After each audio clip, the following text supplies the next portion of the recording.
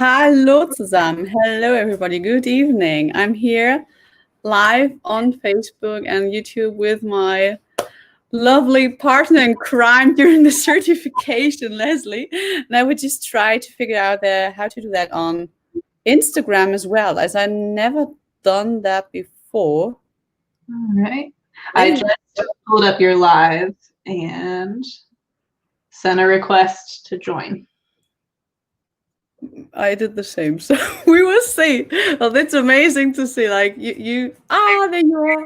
Yes. I love technique. We got it. Yeah, great. I hope I don't have now the double voice. Yes. So that's part of things I love, like all the tech stuff that we can do, and yes. Amazing. And we have the first people watching us also here. So can you hear us? Can you see us? I hope you don't hear us doubled. Everything's looking good. Yes, somehow here. Honestly, I still have a double. There you go. I think that's better now. Great. Okay, let's get started. Leslie, I'm so happy that you're here. I will start to talk a little bit in German now because, as I know from the others already, we sometimes have people who are not so firm with the English language, and so they're asking about, like, okay, I'm afraid to ask my question. I was like, just put them in German. I'll do that for you. It's no problem. And if you are having problems like understanding, just let us know. It's no problem at all. I just for you. It's no. Well, I know what's what giving the double feedback. So okay, we have also the first comments, like Anna's there, of course, and we have here on Instagram Christine and also other lovely friends. You have this lovely company, I think Hadith. Okay, ihr Lieben, wunderbar, dass ihr mit dabei seid. Wenn ihr schon immer einmal wissen wolltet, wie ich durch meine Certification überhaupt durchgegangen bin und wenn ihr so wissen wollt, wer die I just call you the Hermine Granger of OBM. Yeah. I think that's what it is. I suppose that's sort of it. You are. This is how I would describe you, and I think I would never have done that without you, and I'm so thankful because you're like always a step ahead. You have a plan for everything, and I don't know how you do this, but just maybe introduce yourself, and then we get to know into details, because we have already questions. Some people who said to me like, "Oh, I can't join today, but I need my question to be mentioned." Just leave it here. Yeah, sure. Well, I'm glad that you think I'm always one step ahead, because I certainly don't feel that way about myself. But it's nice that I come across that way. Yeah. But yeah, my name is Leslie Auman, my maiden name, and that's what my business goes by. But my married name is Hirgelt, which is why you see Hirgelt on the end of my name, so that people recognize me as both. Yeah. But I used to be a middle school teacher here in the United States, which is where I am. And after a few years of teaching, I transitioned to being a virtual assistant. So I left the classroom and started working from home as a virtual assistant. And I have been a VA since August of 2015. And just earlier this year, back in the spring, I decided to start making the transition to being an OBM instead, which is how I met Petra through the Certified OBM Training Program. Yeah, so it's almost a year that we know each other. We got to know each other in the beginning of the year, and it's kind of warm feeling like closing the year with you together. And so when was your first, like, I think many people ask, how did this all come up? Like, how did you find out, okay, I want to now become a VA? And when was the point that you say, okay, I want to go the next step? And how did you find out about what an online business manager is? Yes. Okay. So when I left teaching, here in the United States, I have both a bachelor's degree and a master of education degree, and those are both in teaching. But as I'm sure those of you not in the United States know, teachers are not super well respected here. So even though I have those advanced degrees and all of the training, I was having a hard time finding a different job. I'm getting a lot of echoing feedback. Yeah, I have the same.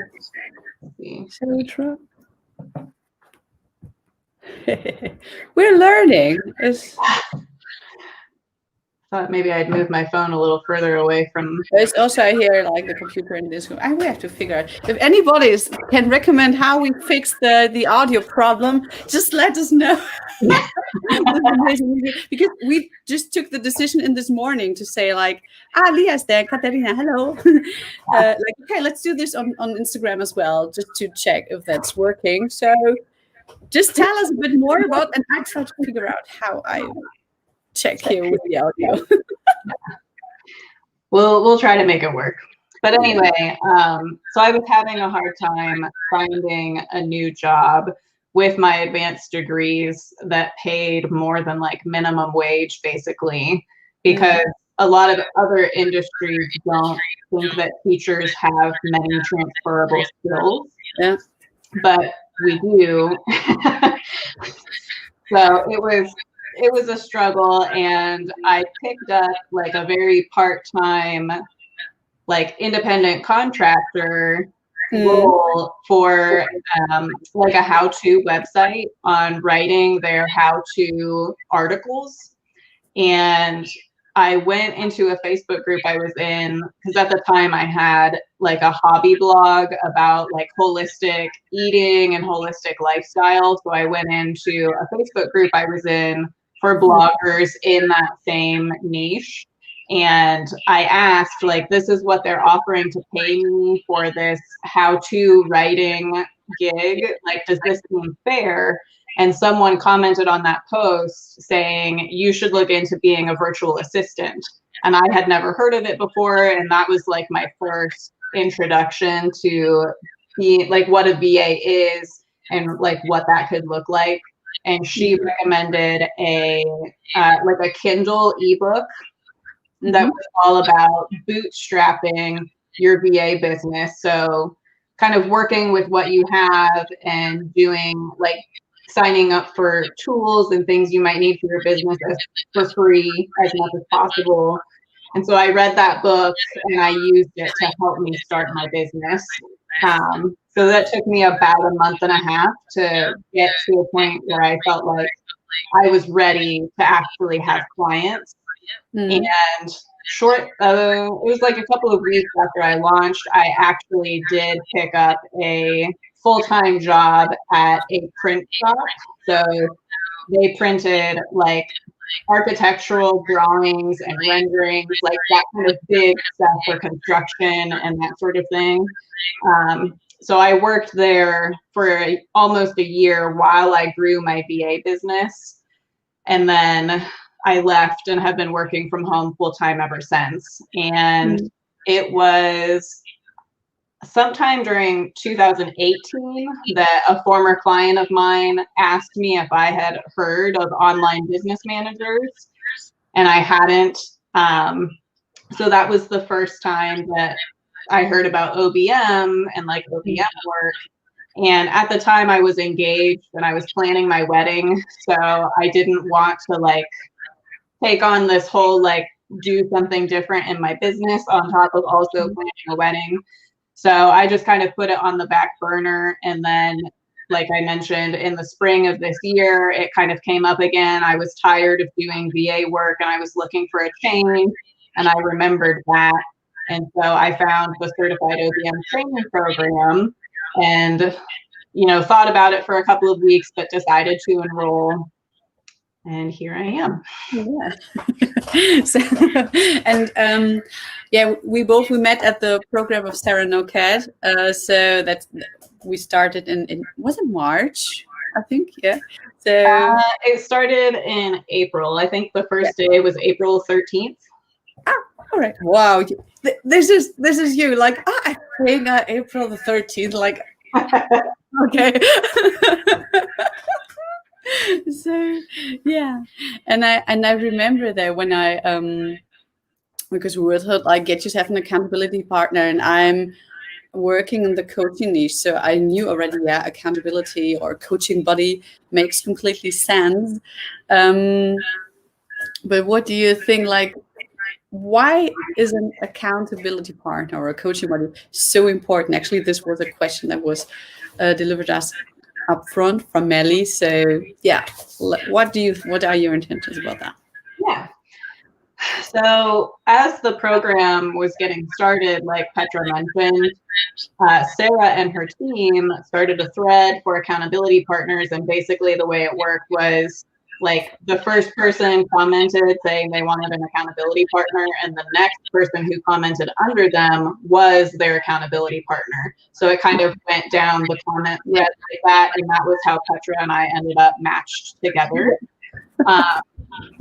But I think, you know, for those of you who have never had an accountability partner before or who have never heard that term, it's really helpful to have someone who you can talk to and you kind of have, I don't want to say immediate access, but much easier access to bounce your ideas off of, but also to check in with, like, okay, we finished module 2 last week, like, here's where I am, and kind of keep each other on track with making sure that we're working through the content and that we are like staying up to date on like where we're supposed to be in the course, so that when it came time for certification, we had gotten through everything and we were ready.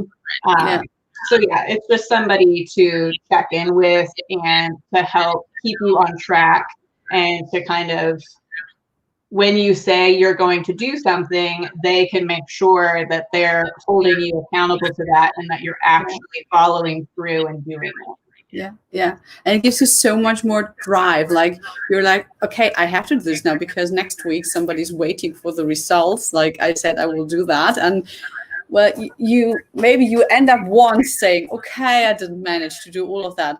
But the second time it feels already weird, and by the third time you feel guilty. So it's really like a benefit. And I think I read a kind of a scientific work where they said, like, if you at least write down your goals, the chances are much higher, like over 30% that they will come true. And if you add an accountability partner, so somebody who's interested in your goals and who will nail you down on it, it will rise 4 times. So just writing down a goal and telling somebody what I want to do just gives me 70% of chances to make my dreams come true. I mean, how much more easier couldn't be, I think.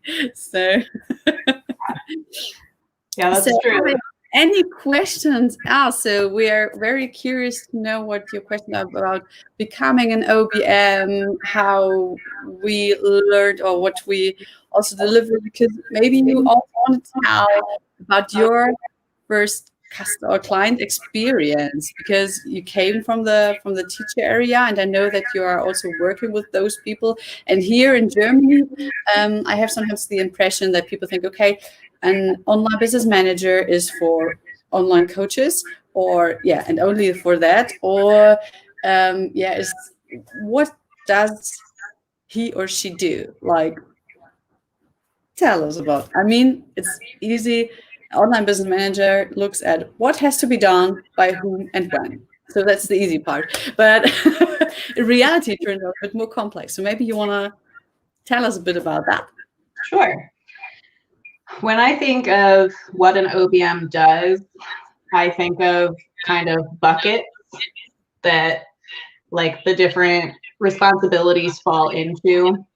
And there are, I think, 4 buckets, I would say. So as an online business manager, one of the most important is operations. So that's one bucket, and that would include things like systems and processes and automations and kind of the day-to-day running of the business behind the scenes. Mm-hmm. The second one is team management.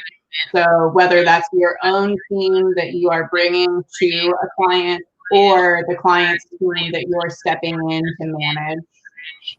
The third would be projects and launches. So I guess that's pretty self-explanatory. I think probably most of us understand what launches are, but actually seeing a project through from beginning to end, and then if there's a launch involved for that project, actually running the launch and all of the sales funnels and ads that go along with it while the card is open. And then the fourth, I guess I kind of lumped this in with operations accidentally, but the fourth, I guess I consider like SOPs, standard operating procedures, which goes hand in hand with the systems and the processes, part of that behind the scenes stuff with operations. But those standard operating procedures and systems and such really keep things moving slowly. And I think that's one of the biggest things that clients are looking for when they hire an OBM is making things run more smoothly behind the scenes so that there's less to worry about. Yeah. So thank you so much. And I think like when now I lost it because wait a second. I was just distracted because Katarina was telling me that the sound isn't so well doing. Maybe we could get some feedback on that because don't want to shut down Instagram. We have viewers here and there, so but yeah, when you say like, okay, we have now clarification on what an online business manager does, and in specifically with your client, and you mentioned launching, and I know here many people like, whoa, launching, and I also know those people who did already are like, whoa, launching. And I just remember during the certification week where we have to create a launch plan. I was also more like the wah guy. And I'm so thankful I had you because you told me, slow down. We started April the 13th, so everything will be fine. Maybe you want to tell about your launching experiences. What does work? What doesn't work? What's there to consider? Well, I definitely think that I'm still a novice when it comes to managing launches. I had run a handful of launches for myself in my own business before I ever did anything for a client, but they were very small, just I have like an online course now that is open all the time for enrollment, but originally I ran it as a group coaching program, and that was when I was launching it, and it was just a few people joining because I wanted to keep it small. So it was nothing like, 100 or more people trying to like attract them to the course, kind of like I'm doing now. So when I first transitioned into the OBM role for my current client that I have right now, I had been one of her VAs and then made this transition on her team. And it was a week before a launch. A launch was supposed to kick off. So it was very chaotic and very busy, but because she had been preparing for it already, she had like a spreadsheet with everything laid out that needed to get done. So it was just a matter of we got on a Zoom call and she went over that spreadsheet with me and like talked me through everything so that I understood like what was going on. But that first launch was really just her and I running it, even though she has about 6 other team members, none of them were involved in helping with the launch. So kind of everything that needed to get done and all of the customer service fell on her and I, which is something I've slowly been trying to change in the months since. So we have like a customer service VA now who can help us with launches and take care of all of the emails or the posts in Facebook groups or whatever. But, you know, there is a lot to be done with a launch, especially when the offering, whether it's an online course or a group coaching program or something, especially when it's brand new and you're also making all of the content for the course or the program. So there's just a lot that needs to be done. You have to consider not only the content, but also the sales funnels to get people on the list so that you can actually have people to launch to. Social media posts about it, getting people kind of teasing it that it's coming up. And then there's the actual launch itself with actually having the cart open and people being able to purchase and being able to take care of customer service inquiries like in the moment as the cart is opening. So there's a lot of moving pieces to a launch, but I think that when we get to the point that it is just like relaunching these courses we've already made this year, I think it'll be easier because we're not going to have those extra steps of creating the content as well, which we have right now. And we will have our spreadsheets already that we can just tweak and reuse. And that makes it a lot easier as well. I've been making sure to put as much as I can into Google Sheets and Google Docs so that we have like a cloud-based version of everything that's easy to edit, so that next year we can edit the dates, we can, you know, change any of the language that we might want to change to kind of make it easier on us so that we're not digging back through. She uses Kartra for her online courses and for her email management and everything, so that we're not digging back through the broadcast in Kartra, like where were those emails that we sent for this course? Instead, we have them in a Google Doc in a folder for the course. Yeah, that's one experience I also made when I was within a launch. Like they said, okay, yeah, we did this before, and you can find all the mails in the mailbox. And I was like, what? Nobody saved them. Like you don't have any templates, or because I was expecting, okay, we just change the dates and we just do some small changes, but you have to bring it all from the scrap up. And but it's an amazing experience. So it is the first time in my experience is hard work, but then you can just make it more easier. And especially when you know what you're doing, that's where the fun starts. It's like, okay, you see the results. And when people signed up, it's really like an amazing feeling. And Anne-Marie is asking, Anne, how would you launch a physical product online, or what is the difference between launching a physical to online products? Exactly. So I think, honestly, I don't think there is very much difference between launching a physical product versus launching an online product, because the system and the process that you use to approach the launch is going to be almost exactly the same. Like you're still going to need the sales funnel, you're still going to need advertising, you're still going to need all of those things to make people aware of it, that it exists and that they can buy it. But I think there will just be some minor differences in that when you're selling it, like on your checkout page, you're obviously going to need to collect a shipping address so that you can mail the physical product to the buyer. In a lot of online products, usually refunds are not given because it's digital in nature and people have immediate access to it and you can't usually take it back from them.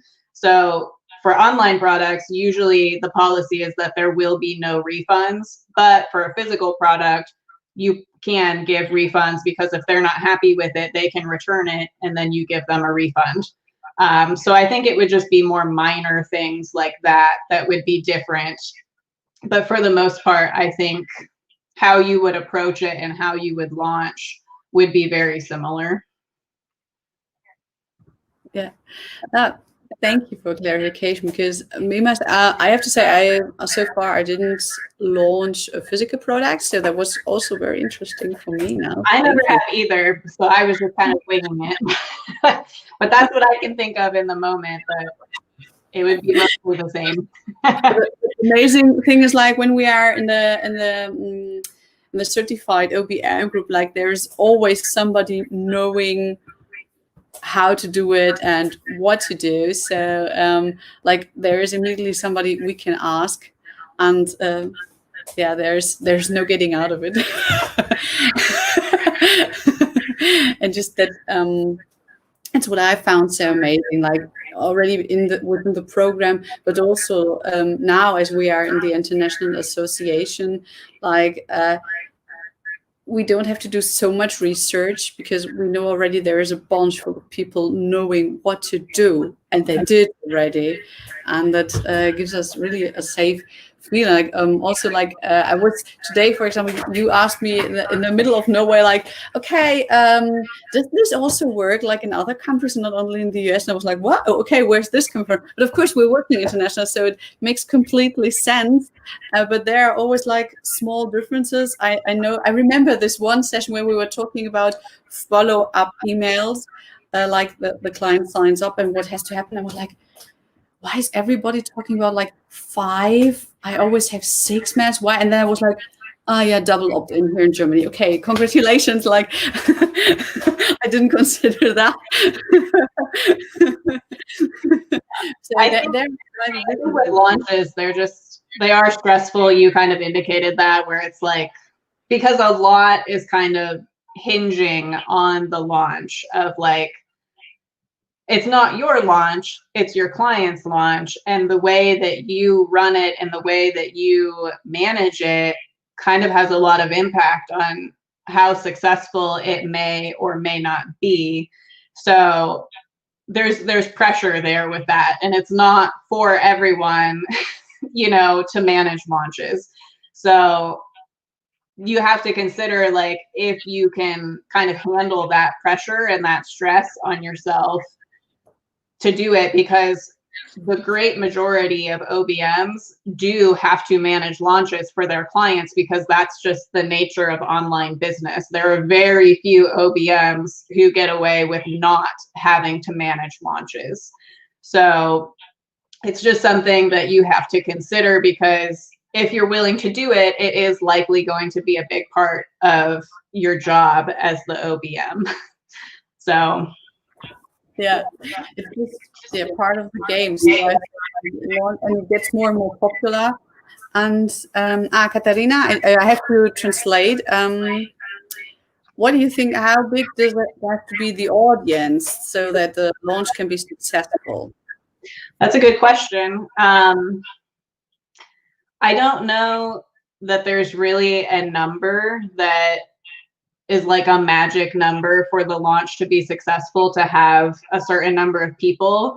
Generally speaking, the conversion rate that's considered successful for a launch is 1 to 2% of the list. So if you have a list of 10,000 people, that would be what, 100 people would be considered 1%. Math is not my strong suit, so feel free to correct me if I'm wrong on that. But that would be considered successful, as that conversion rate of 1 to 2% of the amount of people that you've pitched to. And my current client actually is extremely successful with her conversion rates. I think every launch that I've done with her so far since the beginning of August has had 20% or higher conversion rate. So she has a very, like, hot audience. Like, her audience is very open to what she's offering them, and they want to buy it because she keeps them engaged. And that converts really well when we've been launching her online courses and her membership to getting people to enroll in those things. But that's not necessarily realistic, like that high of a conversion rate. Usually it's lower in like the 1 to 2% range. So but that also gives the focus a bit on that after a launch, it's not just, we're not done with our work. Yeah, there's always but many people forget, like, but it's so important to rewatch and to take care of, like, how high was my conversion rate? If you don't measure it, if you don't look after, if you don't I always say, cuddle your numbers, love your numbers. You don't have to get completely into details, but just let them know you are there for them. And then you have the chance to to work on it and actually see, because I also remember that I did a launch and people were like, okay, and now I had only Y sign up for it. But if you calculate it out of the conversion rate, it was like, yeah, you're completely fine. That was amazing. So you did very well. Doesn't have to be like obvious in the beginning. So that's what I also found out to be. And when you said like, oh, I'm not so good at mathematics, there are pages that can calculate. I remember that we used that. Like, okay, if I want to have I want to sell the program like to 20 people, how many people have to be in my webinar? There are actually websites that calculate that for you. So it's pretty amazing. I didn't know that before on. Yeah, so this is really great. So I want to go a little bit also in the detail, like the difference between a virtual assistant and OBM work in Germany and in the States, because I have sometimes the feeling like, okay, whoa, this is like travel to the future. Not saying that we are behind, but some things that are not considered yet, like when you're offering from your website your services that people can directly buy. So I know people here they have a website and they are often offering like discovery calls, but like, okay, just book my ticket. And I know that you, for example, you have a CRM tool also using in your business. Like maybe you want to talk a little bit about that. How is that standard? Why did you come to this, and how do you make use of it? Yes. So I do use a CRM tool. For those of you who might not know what that is, that means customer relationship management tool or client relationship management tool. And there are a number of different apps and tools that are available. What I personally use is called Honeybook. And I chose Honeybook because it is a lot more user friendly and it's a lot more intuitive. Dubsado is another CRM tool that's really widely recommended, but Dubsado can be really overwhelming and it has a big learning curve to learn how to use it. So when I compared Dubsado to Honeybook, like I said, I went with Honeybook because it was more user friendly. It was easier to figure out without like digging through tutorials and stuff. It does have some downsides in that it's not quite as customizable as Dubsado and that sort of thing, but it was easier to use and it better aligned with my values that I have in my business. So I went with that. But like just to I think to those people who are not so aware of what we're talking about, I think here in Germany it's very popular to use like HubSpot or Pipedrive, so that gives you an impression if you're still like customer relationship management. What was it? Sorry to interrupt you, but yeah. No, that's good. I'm not familiar with what you use in Germany, so that's good. So yeah. Like I mentioned, when I started my VA business, I read that Kindle book about bootstrapping my business. So I knew nothing about CRM tools back then. So I had no tool like that I used. I used a combination of just email and like a Google Doc where I kept a list of like potential clients who had reached out to me. And when I eventually had a wait list, then I had a Google Doc with like the wait list in the order that people had expressed interest in working with me. So I did not have anything that was automated and that made it easy for me to, you know, take a potential customer from the time they first reach out to me to actually signing with me through this sort of streamlined and automated system, which is the benefit to tools like Honeybook and Dubsado and HubSpot, is that you can set up workflows that will automatically do that for you. It will automatically send out emails, and it will automatically take the customer to the next step in the process so that you don't have to worry about it. And it's all automated. It will just go out immediately, and you're giving a much more polished and professional customer experience that leaves a better impression.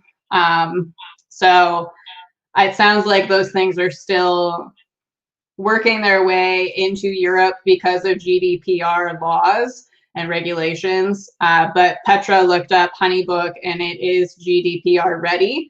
And I have a link that Petra can share with you through her audience that will 50% off your first year's subscription to HoneyBook. But I'm still working on setting mine up, but I know that it will make things much easier when it comes to attracting clients and actually retaining them and keeping them. Yeah, definitely. Because like, to give one example, is like, it's amazing when you have already a Calendly or you can book me link within your page so that the client can book an appointment with you just to get to know you. But even me, I stumbled over clients working, so they are like almost 6-figure each month and still have only the free version. So what they do is shortly, like 15 minutes before the call starts, they send manually an email to the upcoming call, like saying, don't forget your call. And I'm like, what? Why do this? There's ways to automate that, and it's easy and it's not expensive and so much more professional, leaves so much stress out of you and keeps away from you. Sorry, sometimes my English turns into funny German grammatic. And you know this already. We had this discussion. I remember in the certification week, like there were some words we are using in Germany where you're just like, what? You're doing this. So this is for another call, I think, for another interview. Yeah, so this makes it so much easier if you have this all set up. And yeah, it might take some work in the upfront, but just count it together. If you do it like 2 or 3 times, automate the stuff, delegate it, automate it, or just delete it, give it to somebody else. That's the best thing you can do, I think. So, for example, the way a workflow could look is that you have a form that you create in HoneyBook or wherever, and you embed it on a page in your website. So on your services page, so that when a potential client comes to your services page and they read through it and they think they might want to work with you, they fill out that form and submit it. And that is the trigger to the workflow. So then you have an automatic email sent up to send to them that thanks them for their interest and for submitting the form, and invites them to schedule a discovery call. And HoneyBook has a built-in scheduler. So they click the link that I put in that email, and it takes them to my calendar where they can schedule a call with me. And you go in on the back end and you put in your availability so that, you know, if you have something else come up, you can take that time slot off the calendar or whatever. But then, you know, it's automatically inviting them to schedule a call. That's built right into HoneyBook. They schedule the call. I have automatic reminders set up to go out 45 minutes before the discovery call, so that they get that email reminder, and it includes the Zoom link to the call. I had to do, like Petra mentioned, I had to reach out to the other OBMs in our cohort to find out, like, how do you set up a recurring Zoom call? Like, I had seen that before where, you know, I get those emails from somebody I have a discovery call with, and it automatically has the Zoom link in it, but I didn't know how to do that myself. So I used our OBM network to learn how to do that, so that, again, I could make my workflow more polished and professional.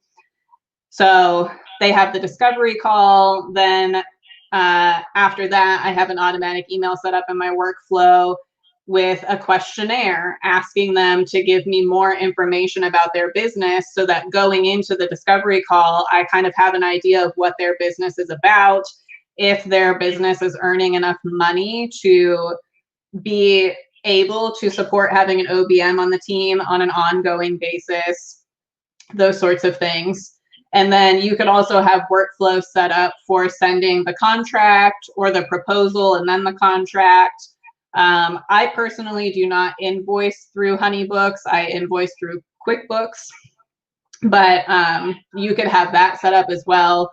The workflows can include tasks. So if they don't do something, you can have a task to be like, reminder to ask the potential client to do this thing, and then you check it off and it goes to the next thing in the workflow. So there's just a lot of things in these tools that you set them up once and you check in periodically to make sure they're still working and to make sure that you don't need to check them again. But then they just do the work for you after you set them up that one time.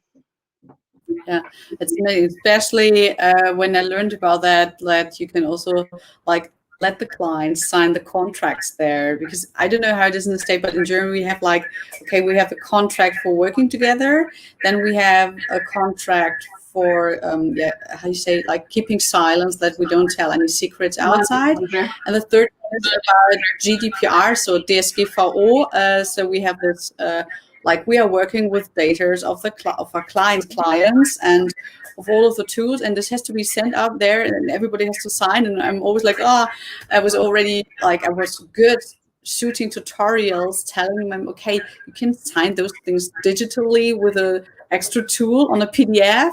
And then I found out, okay, you just put this inside a CRM tool and they just click. And I'm like, okay, that's how it, that's easy. And like, I just remembered another important feature of a lot of these tools. I don't know if like HubSpot and Pipedrive have this, but HoneyBook and Dubsado for sure have what they call a client portal. So when you do sign a client, you can give them a portal in your HoneyBook or whatever that they can log into, and they can see all of their communication with you. They can see their contract. They can see any invoices they've paid. It's just kind of like a spot where they can go, especially at the end of the year when it's time for taxes. If they haven't been saving the invoices, for example, they can go in and download all of the invoices so that they can give them to their accountant. So that kind of client portal is another really big feature of those tools that is actually, you know, more helpful to your client than it is to you, but it's another thing that makes you look more polished and professional, that you can offer them this client portal.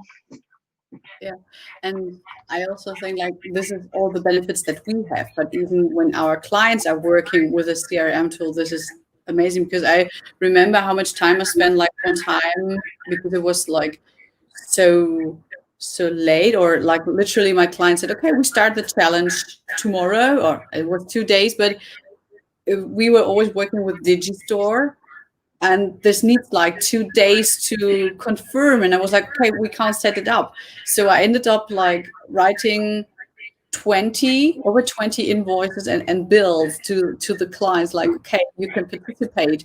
And at the same time, I have to double check that they about the legal stuff and all that's behind. And I was going insane. And just with this tool, it makes things so much easier. Yeah, there are, I think, a growing number of OBMs who offer setups of these tools. So you can hire somebody to set up your Dubsado for you, or you can hire somebody to set up your HoneyBook for you. And they'll like ask you questions about what you want in the workflows and what kind of templates you need for your emails and things. And, you know, they'll just set it all up for you. Those are kind of pricey. I think even the most basic ones start at about $1,500 US.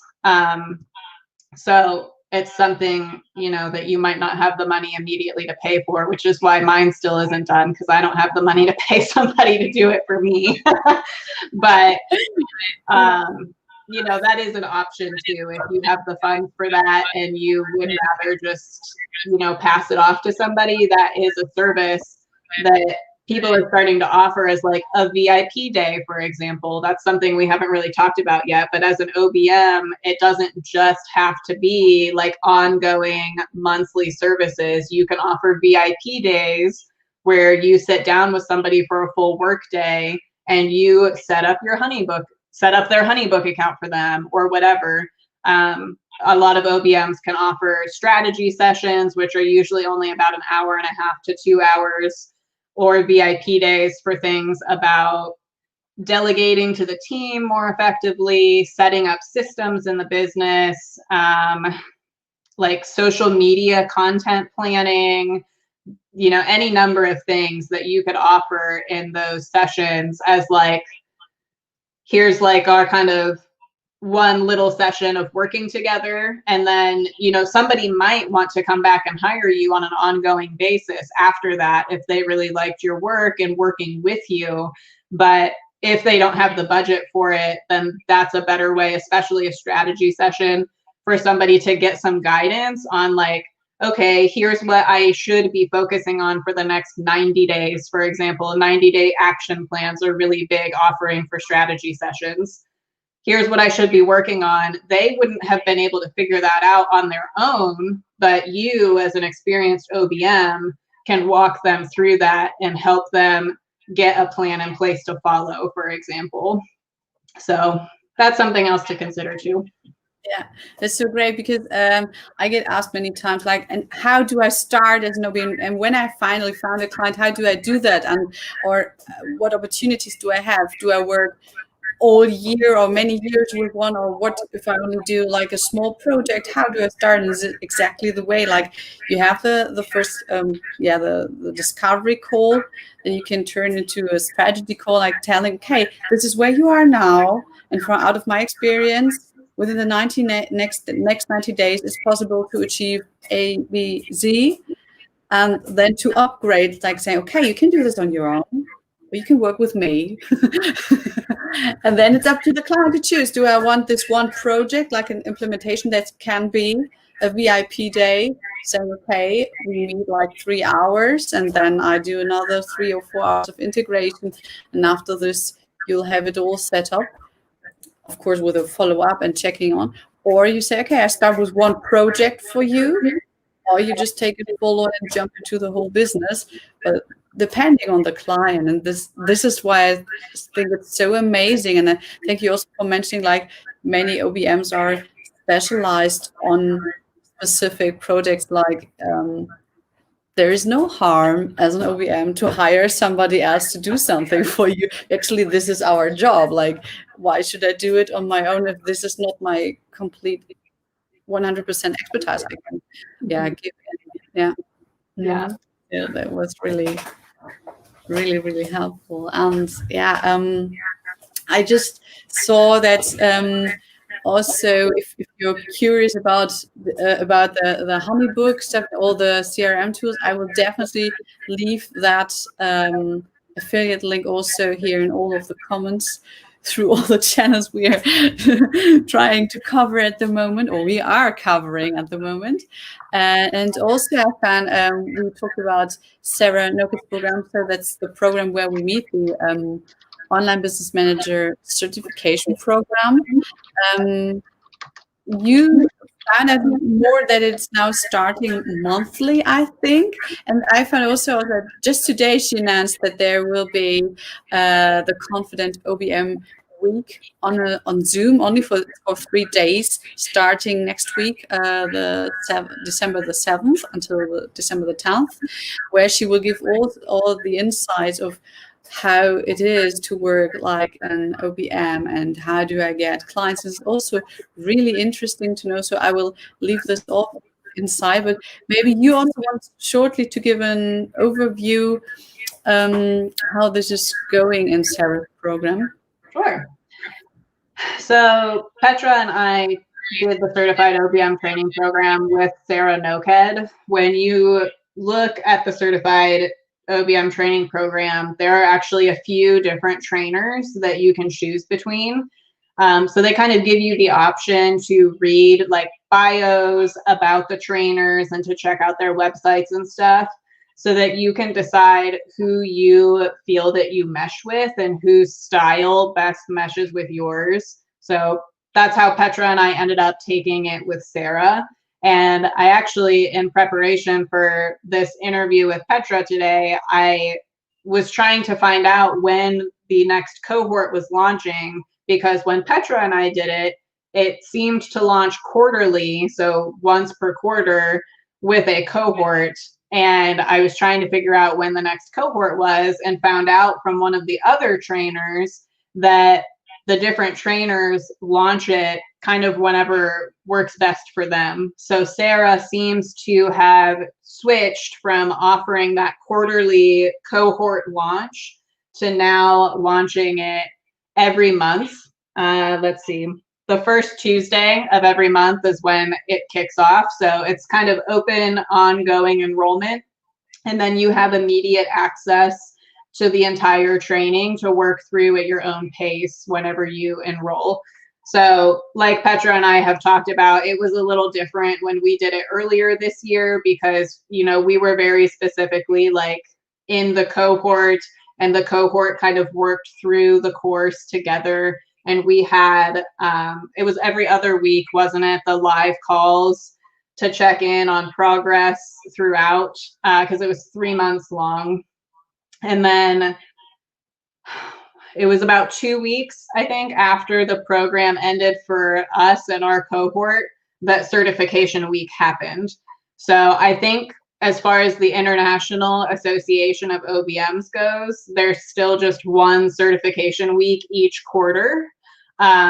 So depending on if you enroll with Sarah now under her new kind of monthly enrollment, you'll just need to pay attention to when the next certification week would be that would make sense for you. Because if you were to start today, for example, you're not going to want to take certification week next month, probably, because you're probably not going to be prepared yet. You're not going to have worked through all of the content and really absorbed everything that you need to know, because certification week is challenging and it is rigorous and it does ask a lot of you, which Petra and I were in frequent communication that week, pretty much all day, every day, you know, helping each other. And I can't speak for Petra, but I know that there were like ideas that I had about approaching my projects, or questions that I had that I didn't feel comfortable asking in our cohort Facebook group with everyone, because I didn't necessarily want to give away my ideas for how I was going to approach a project to a group of 30 people. But Petra was my accountability partner, and that's kind of what she was there for. So I would share my ideas with her, and that was really helpful. And she did the same back with me about how she was thinking about approaching her projects. But it is very challenging and it is difficult. And I don't think that like just 1 month to work through the training program and then trying to take. I wouldn't recommend that. No. But the amazing thing is that this accountability is still ongoing. Like we're still messaging and like, okay, I have now this and that. How would you solve that problem? And besides that, we have the big community. There's still this strong connection. I'm so thankful we're sharing this, because I know that for you it was, especially in the beginning of the program, it was challenging as you were moving across the country, like completely. Yep, sure did. With working with my clients and doing the training program wasn't enough, I decided to move halfway across the country at the same time as well. But I was worried when it, you know, came to certification week because of that move, and like, you know, having to catch back up on what I had fallen behind on. But we moved into a new construction home and our yard needed a lot of work. So I actually got in the habit of watering the yard, and this was during the summer. But I got in the habit of watering the yard and the new grass seed that we had put down with headphones on, listening to the videos from the training program, as like, you know, if I have to stand out here for an hour and water the yard, like I might as well be like absorbing the content from the training program again to help me get ready for certification week. And I think that was super helpful. I think I went through the entire program at least one more full time doing that, listening to it on my headphones while I was watering the yard every night. It's also such a benefit, like when you have the content that you have to learn, not only in a video but also like audio. And I know that some people use the transcript of it, so it was also really helpful. So so many impressions and so many good advice you could give here to all of us. You now left the finance. Thank you so much for leaving that. And so if you are interested, if you're watching this in the replay, we are really, really happy to answer your questions, even if you're following up, because I think that we now had so many insights of how online business manager do it, and everybody is different, has his own experience as his own style of working. And we had like now you with your launch experience, we had others launching with chatbots. There was Marjorie 2 weeks ago, or last week it was Kiva, who is like a pro when it comes up to LinkedIn and strategy calls. And like Kiva, anyway, she knows everything, like where to find. And now you giving us all those insights of launching and CRM tools. That was so valuable for us. I can't thank you enough for this. Thank you so much, Leslie. You're welcome. And if anybody's interested in the Certified OBM training program, I know Petra has a link that she can share for you to sign up. I know it's a big decision that you have to make because it is definitely an investment. But like Petra just said, we're both here to answer questions. I can drop my email in the chat so that if anybody wants to reach out to me, you can, and you can reach out to Petra as well. And we'd be happy to answer your questions about the program specifically if you have them. Thank you so much. It's amazing. So yeah, just get in touch with us. You just leave that right now. There's like everything is there. I love that. I love that. So if there are not any more questions now, I would like to thank all of you for participating. I like to thank you, Leslie, for your time and joining us here. And yeah, everyone, wherever you are, a good evening, a good day, whatever is up front of you. And yeah, we'll see each other soon again. Yeah, thank you so much for having me. It was great to check in with everybody and answer some questions. Thank you so much. Thank you. Okay, everybody, then I'll say just gute Nacht. Goodbye. And enjoy the upcoming Christmas day. Bye.